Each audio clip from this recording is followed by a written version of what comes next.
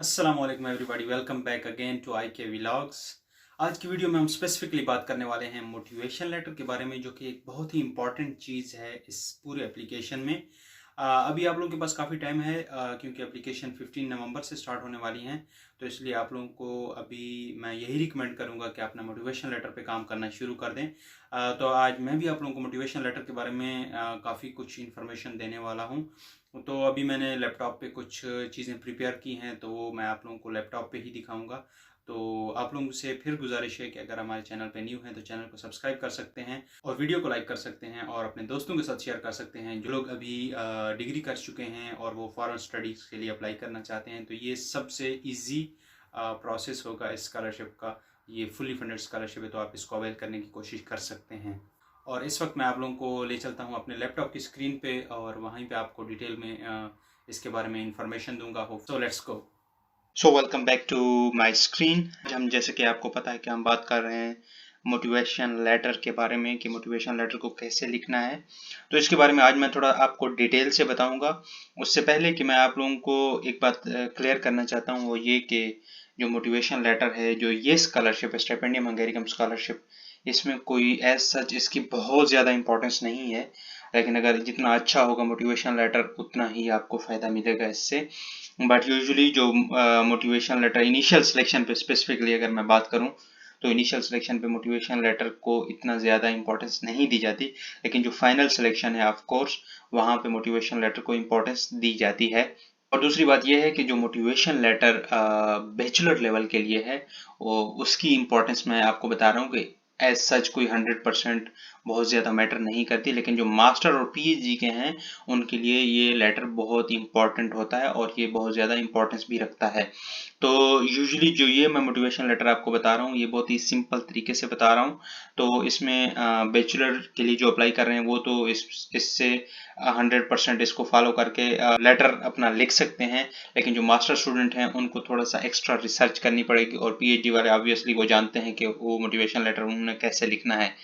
तो सबसे पहले जो इम्पोर्टेंट बात यह है कि मोटिवेशन लेटर आप यहाँ से भी इंफॉर्मेशन ले सकते हैं, लेकिन उसके अलावा आप लोग गूगल पे सर्च कर सकते हैं डिफरेंट मोटिवेशन लेटर। वहाँ पे भी आप लोग सर्च कर सकते हैं मोटिवेशन लेटर कैसे लिखे जाते हैं, या वहाँ पे आपको कुछ टेम्पलेट्स भी मिल जाएंगे। आप लोग वहाँ पे ट्राई कर सकते हैं, सर्च कर सकते हैं और वहाँ पे आप देख सकते हैं। और कोशिश ये करनी है कि मोटिवेशन लेटर को कॉपी ना किया जाए, ताकि उसमें प्लेजरिज्म ना आए। क्योंकि प्लेजरिज्म आने से ये चांस हो सकते हैं कि आपका मोटिवेशन लेटर की वजह से आपके एप्लीकेशन में प्रॉब्लम आ जाए या आपकी एप्लीकेशन रिजेक्ट भी हो जाए। तो इसलिए कोशिश यही करनी है कि मोटिवेशन लेटर अपना लिखना है। और मोटिवेशन लेटर ऑब्वियसली हर किसी का अपना अपना होता है, तो एक दूसरे का कॉपी करने की भी ज़रूरत नहीं है।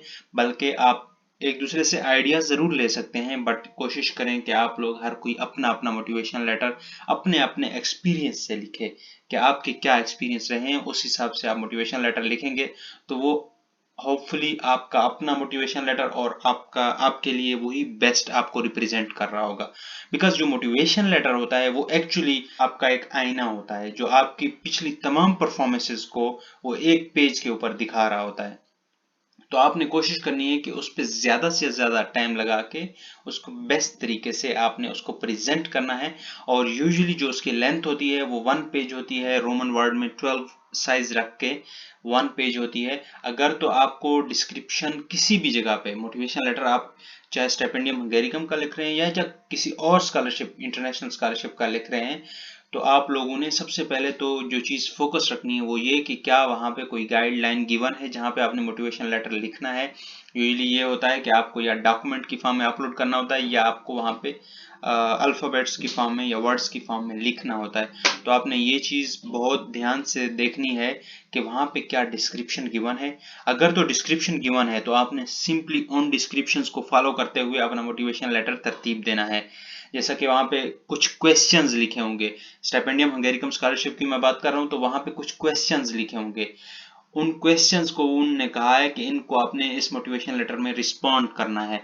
तो आप लोगों को जो मोटिवेशन लेटर जहाँ पे भी आप लिख रहे होंगे, वहां पे कोई ना कोई क्वेश्चंस दिए होंगे। अगर क्वेश्चंस नहीं दिए तो आप जनरल मोटिवेशन लेटर लिख सकते हैं। अभी मैं आप लोगों को जो मोटिवेशन लेटर बताने वाला हूँ उसमें काफ़ी चीज़ें ऐसी होंगी जो स्टिपेंडियम हंगेरिकम से रिलेटेड हैं, तो इसलिए एग्जैक्ट वो क्वेश्चन मैंने अभी नहीं डाले हैं यहाँ पे, लेकिन ये काफ़ी ज़्यादा रेलेवेंट होगी चीज़ें वहाँ पे। सबसे पहले हम स्टार्ट कर रहे हैं मोटिवेशन लेटर में क्या क्या चीज़ें आनी चाहिए।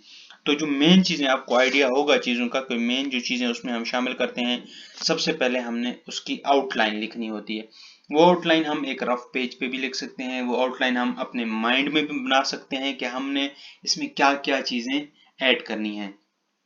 इस आउटलाइन को बनाने के बाद आप लोगों ने डायरेक्टली इंट्रोडक्शन पे आ जाना है।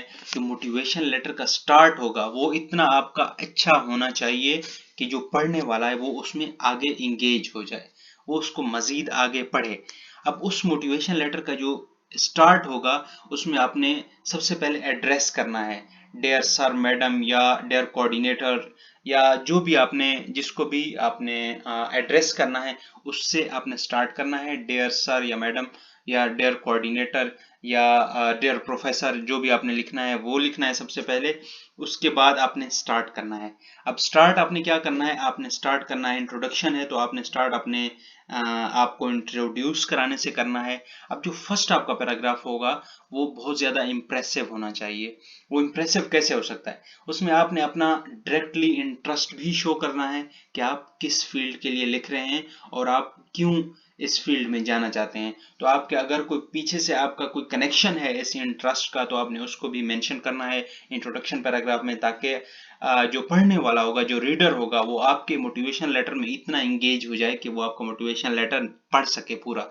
उसको ज्यादा इंटरेस्टिंग लगना चाहिए, उसमें कनेक्शंस आने चाहिए उसके आपके मोटिवेशन लेटर में कि आपने ये जो बात यहाँ पे लिखी है उसका आगे क्या कनेक्शन आने वाला है।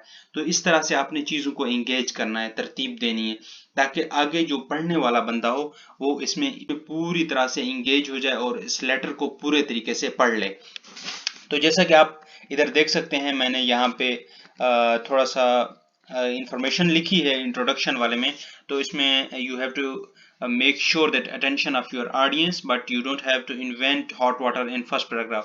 तो इसका मतलब ये है कि आपने कोई ऐसी थ्योरियां नहीं पेश करना शुरू कर देनी कि बिल्कुल ही समझ ना आ रही हो कि आप क्या कहना चाह रहे हैं या आप क्या यहाँ पे मैसेज कन्वे करना चाह रहे हैं। तो कोशिश करनी है थोड़ा सिंपल हो, थोड़ा इंगेजिंग हो, थोड़ा इंटरेस्टिंग होना चाहिए, थोड़ा उसमें आपने इंटरेस्ट अपना लिखना है कि आप इस फील्ड में अप्लाई कर रहे हैं तो क्यों अप्लाई कर रहे हैं। और दूसरी बात यह है कि जो स्टाइपेंडियम हंगेरिकम स्कॉलरशिप है यहाँ पे आप दो फील्ड्स में अप्लाई कर सकते हैं। अगरचे आपकी फील्ड्स दो डिफरेंट होंगी तो आपने कोशिश करनी है जो आपकी फर्स्ट फील्ड होगी आपने उससे रेलेवेंट अपना लेटर लिखना है। और यूजुअली होता ही है कि जो आप दो फील्ड रख रहे हैं वो सिमिलर होती हैं, तो आपने मेन फोकस फर्स्ट फील्ड पे रखना है। इससे ये होगा कि वो दूसरी फील्ड अगर तो सिमिलर है तो वो कवर हो जाएगी, अगर सिमिलर नहीं है तो आपने फर्स्ट फील्ड पे ही फोकस रखना है। बिकॉज ऑप्शन आपके पास एक ही होता है, तो आपने उसी ऑप्शन को देख के जो आपने फर्स्ट ऑप्शन रखा है, फर्स्ट चॉइस रखी है, उसके हवाले से आपने चीजों को लिखना है, मोटिवेशन लेटर को लिखना है। अब जब आपने इंट्रोडक्शन का एक पैराग्राफ लिख लिया है उसके बाद आपके पास मेन कॉन्टेक्स्ट आ जाएगा, जो आपका मेन जो टॉपिक होगा वो उसमें स्टार्ट होगा। इंट्रोडक्शन में आपने सिर्फ और सिर्फ इंट्रोड्यूस कराया है, आप अपना इंटरेस्ट बताया कि आप क्यों इस फील्ड में जाना चाह रहे हैं और ये सारी चीजें। अब जो मेन टेक्स्ट हो जाता है उसमें दो चीजें आपने बहुत इंपॉर्टेंट मेंशन करनी है। उनमें सबसे पहले है एकेडमिक बैकग्राउंड एंड इंटरेस्ट और दूसरा है प्रैक्टिकल एक्सपीरियंसेस। अब प्रैक्टिकल एक्सपीरियंसेस भी मैं बाद में आऊंगा क्योंकि ऑब्वियसली बैचलर लेवल के जो स्टूडेंट्स होते हैं उनका एज सच कोई प्रैक्टिकल एक्सपीरियंस होता नहीं है, इस वजह से वो चीज़ें काफ़ी टफ हो जाती हैं। बट वो खैर वो मैं बाद में आऊंगा उस बात पे भी, लेकिन सबसे पहले हम एकेडमिक बैकग्राउंड एंड इंटरेस्ट के ऊपर बात करते हैं। ये जो सेक्शन है इसमें आपने अपना इंटरेस्ट एक्सप्लेन करना है। उसमें आपने इंट्रोड्यूस सिर्फ कराया था, इसमें आपने एक्सप्लेन करना है कि आप ये फील्ड क्यों चूज कर रहे हैं, आपका क्या इंटरेस्ट जो है वो कहाँ से डेवलप हुआ था, आपने उसमें चीजों को थोड़ा सा एक्सप्लेन करने की कोशिश करनी है। जिस तरह के आप इसमें पढ़ सकते हैं कि जोलॉजी के बारे में अगर आप फॉर एग्जांपल लिख रहे हैं तो आप अब जोलॉजी जो है वो जिस तरह रिलेट करती है फील्ड, अब इधर जिस तरह मैंने थोड़ा सा आपको हिंट दिया है कि trip to zoo inspired you to study zoology and a few sentence, इस तरह की आपने चीज़ों को थोड़ा सा इंगेज करने की कोशिश करनी है। इससे क्या होगा, जो आपने प्रीवियसली एक्सप्लेन इंटरेस्ट अपना शो किया था, अब उसको आप लिटिल बिट एक्सप्लेन करने की कोशिश कर रहे हैं। दूसरी बात यह है कि आपने अपना एकेडमिक बैकग्राउंड इसमें मेंशन करना है। अब पाकिस्तान की अगर मैं बात करता हूं तो वहां पे मैट्रिक और एफएससी में काफ़ी अच्छे ग्रेड्स आते हैं, तो उन चीज़ों को आपने यहाँ पे मेंशन ज़रूर करना है कि आपने फॉर एग्जांपल आपने कोई लैपटॉप लिया था प्राइम मिनिस्टर से, या आपने कोई अचीवमेंट हासिल की है अपने कॉलेज में या बोर्ड में, या आपने कोई और स्किल्स हासिल की हैं एकेडमिक से रिलेटेड, डिबेटिंग स्किल्स हैं या इस तरह की चीज़ें हैं, वो आपने यहाँ पे मेंशन करनी है इस पैराग्राफ में। अब ये पैराग्राफ आपका अच्छे से एक दफा जब हो जाएगा, उसके बाद प्रैक्टिकल एक्सपीरियंसेस पे हम बात करेंगे। अब मुझे पता है कि पाकिस्तान में जो एफएससी लेवल तक है प्रैक्टिकल एक्सपीरियंस बहुत कम होते हैं। जब हम भी अप्लाई कर रहे थे इवन, तो प्रैक्टिकल एक्सपीरियंस हमारे बहुत ज़्यादा कम थे। इवन अगर वॉलंटियरिंग की मैं बात करता हूँ तो मेरे पास उस टाइम दो वॉलंटियरिंग एक्टिविटीज़ थी। एक शौकत खानम हॉस्पिटल से थी और एक दो और डिफरेंट ऑर्गेनाइजेशन से मैंने टोटल एक्टिविटीज़ की थी जो कि वॉलंटियरिंग एक्टिविटीज़ थी। और सेम इसी तरह अभी भी पाकिस्तान में यही होगा कि एक्सपीरियंसेस आपके बहुत कम होंगे, बट कोई नहीं, जो प्रैक्टिकल एक्सपीरियंसेस हैं अगर वो नहीं होंगे तो उसके लिए आपने क्या पैराग्राफ में लिखना है वो चीज़ें मैं आपको थोड़ी देर में बताता हूँ। लेकिन जिनके प्रैक्टिकल एक्सपीरियंसेस होंगे उनने यहाँ पे अपने प्रैक्टिकल एक्सपीरियंस मेंशन करने हैं। अब प्रैक्टिकल एक्सपीरियंसेस में volunteering courses, different online courses, आजकल आप लोगों को आइडिया होगा कि ऑनलाइन कोर्सेज चल रहे हैं, कोर्सेरा के कोर्सेज बहुत ज़्यादा चल रहे हैं, वो आप मेंशन कर सकते हैं। आपकी डिफरेंट सर्टिफिकेट्स हैं, अगर आपने कोई ऐसे इंप्रेसिव किस्म के लेक्चर्स अटेंड किए हैं वो आप वहां से क्या एक्सपीरियंस आपने गेन किया है, वो आपके जो आपने फील्ड चूज की है उससे क्या रिलेट करते हैं, और ये सारी चीजें आपने वहां पे मेंशन करनी है। अगर आपने कोई कॉन्फ्रेंस या कोई प्रोग्राम अटेंड किया है जो आपकी उस डिग्री से रिलेटेड था तो आपने वो यहाँ पे मेंशन कर देनी है। या आपने अगर कोई वॉलंटियरिंग की है तो वो ऑब्वियसली आप मेंशन कर सकते हैं यहाँ पे। और अगर आप लोग थोड़े बहुत एक दो तीन या इस तरह के कोर्सेज आप लोग कर लें तो उससे और ज़्यादा फायदा हो जाएगा। फॉर एग्जांपल कोर्सेरा से आप कोर्सेज कर सकते हैं, फ्री हैं। फाइनेंशियल एड के लिए अप्लाई करें, वो अप्रूव होगी 15 दिन के अंदर, और आप कोर्सेज अपनी फ्यूचर डिग्री से रिलेटेड बहुत से कोर्सेज आप कर सकते हैं जो कि आप यहाँ पे भी अगर इवन मेंशन करेंगे तो उससे बहुत ज़्यादा इंप्रेसिव किस्म का फर्क जाएगा कि मोटिवेशन लेटर में। स्पेसिफिकली जो मास्टर के लिए अप्लाई करने हैं तो उनको चाहिए कि वो पाकिस्तान में इतना एक्सपोजर नहीं है, आई नो बहुत से लोगों को इतना आइडिया नहीं होगा कोर्सेरा के कोर्सेज के बारे में, लेकिन कोर्सेरा के जो कोर्सेज होते हैं वो वर्ल्ड की जो टॉप क्लास यूनिवर्सिटीज़ हैं वहाँ से आप कोर्सेज कर सकते हैं। इसी तरह मैंने भी काफ़ी ज़्यादा वहाँ पे 8 से 10 कोर्सेज ऑलमोस्ट कर लिए हुए हैं कोर्सेरा से, तो वो बहुत अच्छे कोर्सेज हैं। आपकी डिग्री से रिलेटेड जो भी कोर्सेज हैं आप वहाँ पे ट्राई कर सकते हैं, और वो उससे आपको सर्टिफिकेट भी मिल जाता है और आप यहाँ पे बहुत अच्छे तरीके से उनको मेंशन भी कर सकते हैं। और इवन वहाँ पे स्किल्स भी लिखी होती हैं कि आप इस कोर्स करने के बाद कौन सी स्किल्स हासिल कर रहे हैं, तो वो भी आप यहाँ पे मेंशन कर सकते हैं। ये जो आपका प्रैक्टिकल एक्सपीरियंस होगा। अब अगर कुछ लोगों के पास एक्सपीरियंस नहीं है तो वो उनको चाहिए कि वो ये चीज़ें एटलीस्ट ना लिखें कि हमारे पास कोई एक्सपीरियंस नहीं है, तो उसके लिए आप लोगों ने फिर आप लोगों के पास दो और ऑप्शन आ जाते हैं। उनमें एक ये है कि आपने अपनी एकेडमिक अचीवमेंट्स के ऊपर एम्फेसाइज करना है दूसरे पैराग्राफ में भी। उसमें फॉर एग्जांपल आपने कोई पेपर में काम किया है, फॉर एग्जांपल आपने कोई पेपर ऐसे दिए हैं जो कॉम्पिटिटिव पेपर्स होते हैं जिसमें लेट्स सपोज इसमें हो जाता है, कैंगरू के मैथ कंपटीशंस हो जाते हैं और डिफरेंट किस्म की जो चीज़ें होती हैं। और अगर मास्टर के लोग हैं तो जिन्होंने रिसर्च की हुई है या आप लोगों ने कोई ऐसी बुक्स पढ़ी हुई हैं जो उस कोर्स से रिलेटेड हैं तो वो आप लोग यहाँ पे मेंशन कर सकते हैं। उसके अलावा एक और ऑप्शन आपके पास आ जाता है, वो होता है इनफॉर्मल एक्सपीरियंसेस आपके। लेट्स सपोज आपने कोई सॉफ्ट स्किल्स सीखी हुई है, एमएस वर्ड सीखा हुआ है, एक्सेल सीखी हुई है, ये चीज़ें बहुत इंपॉर्टेंट हैं। आप लोग अगर आप लोग वहां से सीख के आ जाते हैं तो आप लोगों के लिए यहाँ पे बेनिफिट बहुत ज़्यादा होंगे।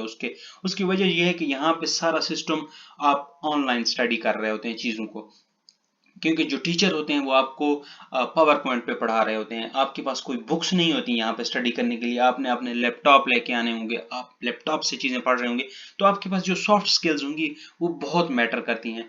आई नो कि हम लोग जब आए थे तो हमें बहुत ही बेसिक एमएस वर्ड, एक्सेल और ये सारी चीज़ें, पावर पॉइंट और ये सारी चीज़ें बहुत बेसिक आती थी, बट उसके बाद हमने यहाँ पे खुद ट्राई किया, चीज़ों को सीखने की कोशिश की। तो आप लोगों के पास भी, जिनके पास अभी टाइम है, तो आप लोग ट्राई करें। अगेन मैं वही बात करूंगा, आप कोर्सेरा पे जाएं, वहां पे कोर्सेज सीखने की कोशिश करें। वहां पे बहुत ज्यादा फ्री ऑफ कॉस्ट कोर्सेज, ये सॉफ्ट स्किल्स बहुत ज्यादा हैं, तो आप लोग कोशिश करें वहां पे चीजें सीख के वो आप लोग इसमें यहाँ पे ऐड कर सकते हैं। उसके अलावा अगर आप लोगों ने कोई कम्युनिटी सर्विसेज की हुई हैं, फॉर एग्जांपल आप लोगों ने कोई वॉलंटियरिंग की है जिसमें कम्युनिटी को फायदा पहुंचा है, वो चीजें आप लोग यहाँ पे मेंशन कर सकते हैं।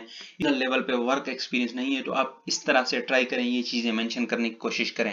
उसके अलावा अगर हम बात करते हैं, जो हमारा फोर्थ या फिफ्थ पैराग्राफ होगा, ऑलमोस्ट फोर्थ पैराग्राफ होगा, उसमें आपने मेंशन करना है कि आपने इस कंट्री को क्यों चूज किया है। लेट्स सपोज स्टिपेंडियम हंगेरियम की हम बात कर रहे हैं, तो आपने हंगरी को क्यों चूज किया है और आपने स्पेसिफिक इस यूनिवर्सिटी को क्यों चूज किया है। अगेन मैं फिर वही बात करूंगा, आपने अपनी फर्स्ट यूनिवर्सिटी को टारगेट जो भी होगी आपने चॉइस में रखी होगी उसको टारगेट करना है। आपने उस चीज के बारे में थोड़े से फैक्ट्स बताने हैं। आपने फैक्ट्स ये जो है ना ऑनलाइन सर्च कर सकते हैं। फॉर एग्जांपल हंगरी के बारे में बता रहे हैं तो ये सेंट्रल यूरोप में वाक़ है।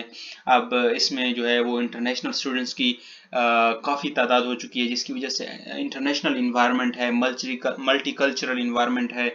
उसके अलावा यहाँ पे आपको सीखने के बहुत ज़्यादा मौके मिलते हैं। यहाँ पे वो वॉलंटियरिंग एक्टिविटीज़ के चांसेस होते हैं, डिफरेंट कॉन्फ्रेंसेज होती हैं और ये सारी चीज़ें आपने करनी है। और उसके अलावा यहाँ पे इंटरनेशनल स्टूडेंट यूनियन के इलेक्शंस होते हैं और एंड लॉट ऑफ स्टफ जो आपने यहाँ पे चीज़ों को मेंशन करना है कि यहाँ पे हम इस कंट्री में क्यों आ रहे हैं और इस यूनिवर्सिटी में क्यों आ रहे हैं। अब अगर यूनिवर्सिटी की बात करें तो आपने उसके लैब्स के बारे में थोड़ा सा लिख देना है। फॉर एग्जांपल अगर लैब रिलेटेड चीज़ें हैं, अगर उसके अलावा थ्योरेटिकल चीज़ें हैं तो उसके बारे में आपने थोड़ा सा लिख देना है, ताकि उनको आइडिया हो कि आप जो है ना जिस जगह पे अप्लाई कर रहे हैं उस चीज़ को आप जानते हैं, आप अपनी हद तक उस चीज़ के ऊपर आपने रिसर्च की हुई है। अब ये जो चीज़ें आप लिखेंगे यहाँ पे, ये सिर्फ आपको मोटिवेशन लेटर में फायदा नहीं देंगी, बल्कि आप एम्बेसी इंटरव्यू में यही चीज़ें आपसे दोबारा पूछी जाएंगी कि आप इस कंट्री को क्यों जाना चाह रहे हैं हंगरी में, और आप फलां यूनिवर्सिटी में क्यों जाना चाह रहे हैं।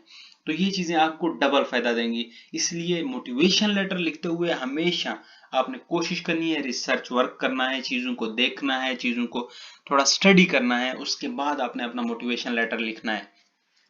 अब जो आपके कैरियर एस्पायरेशन, फॉर एग्जांपल आपका प्लान आगे क्या होगा। आपने फॉर एग्जांपल यहाँ पे स्टडी कर ली, लेट्स सपोज आपने बायोलॉजी, बीएससी बायोलॉजी में आपने स्टार्ट किया है।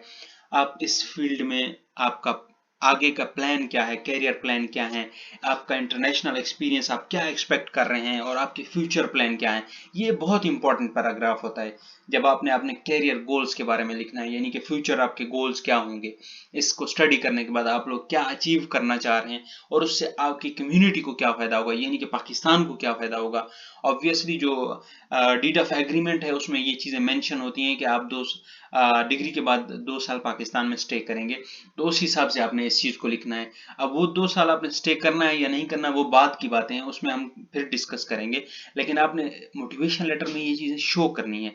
मैं स्टिपेंडियम हंगेरियम की बात कर रहा हूँ तो इसमें 2 साल का स्टे डीड ऑफ एग्रीमेंट में लिखा होता है, तो इसलिए आपने उस हवाले से चीज़ों को देना है। उसके बाद कंक्लूजन आ जाता है। अब कंक्लूजन में जो है ना, वो आपने कुछ चीज़ें बहुत इंपॉर्टेंट हैं, वो ये रखनी है कि आपने अपना पॉजिटिव इम्पैक्ट छोड़ के जाना है। आपने उसमें ये चीज़ें छोड़ के जानी है कि हम लोग आपसे पॉजिटिव आंसर की उम्मीद करेंगे, यानी कि आप लोगों से हमने ऑप्टिमिस्टिक अप्रोच के साथ हमने इस चीज़ को अप्लाई किया है, हम यूनिवर्सिटी में अप्लाई किया है या स्कॉलरशिप के लिए अप्लाई किया है, तो हम होपफुल हैं कि हम लोग आपसे हमें पॉजिटिव रिस्पॉन्स मिलेगा। या उसमें ये आपने मेंशन करना है कि आपके फाइनेंशियल थोड़े इश्यूज हैं, इसकी वजह से आप चाह रहे हैं कि इसमें आपकी सिलेक्शन हो जाए ताकि आप भी हाई लेवल पे एजुकेशन अपनी कंप्लीट कर सकें।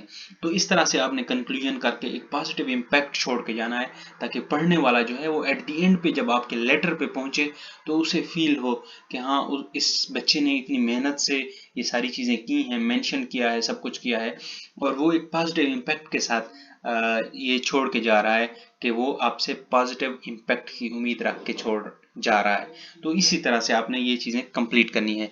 ये आपका मोटिवेशन लेटर यहाँ पे कंप्लीट हो जाएगा। अब ये मोटिवेशन लेटर 1 पेज का होना चाहिए, तो ये अच्छा है। आखिर में आपने बेस्ट रिगार्ड्स और अपना नाम, और अगर साइन करने तो साइन कर दें, वो सारी चीज़ें आपने लिख लेनी है और यहाँ पे आपका मोटिवेशन लेटर फिनिश हो जाएगा। उसके बाद आप लोग इसको प्रूफ रीड करेंगे दोबारा, ताकि कोई ग्रामेटिकल मिस्टेक ना हो, उसके अलावा कोई और मिस्टेक ना हो, सेंटेंस स्ट्रक्चर ठीक हो और वो सारी चीज़ें आप लोग प्रूफ रीड कर लेंगे। उसके बाद आपका लेटर बिल्कुल रेडी होगा और होपफुली आप लोग उसमें सक्सेसफुली कामयाब हो जाएंगे। And then I am hopeful कि आप लोग अपना लेटर लिखने के बाद, खुद लिखने के बाद अपने आप को प्राउड फील भी कर रहे होंगे। सो आई होप आप लोगों को ये वीडियो पसंद आई होगी और इससे आपको काफ़ी इन्फॉर्मेशन मिली होगी। इसी के साथ ही आज की वीडियो हमारी यहीं पे ख़त्म होती है। अगली वीडियो तक के लिए फिर दीजिए इजाज़त। अल्लाह हाफिज़।